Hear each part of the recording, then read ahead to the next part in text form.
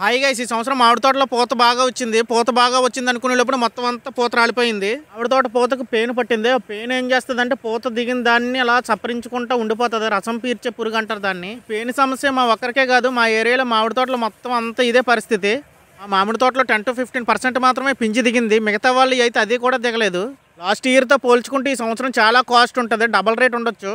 దిగిన మామిడికాయలైనా కాపాడుకుందాం అని చెప్పేసి మళ్ళీ స్ప్రేయింగ్ చేస్తున్నాము. ఈ స్ప్రేయింగ్ లోని పేను చనిపోవడానికి, సైపురు కాయ రాలకుండా బాగా పెరగడానికి మల్టీకే స్ప్రే చేస్తున్నాము. మామిడి తోటలో పూత బాగా దిగడం చూసి 100 టన్నుల పైన దిగుబడి వస్తుంది అనుకున్నాం. కాకపోతే ఈ సంవత్సరం 20 టన్నులు మించదు.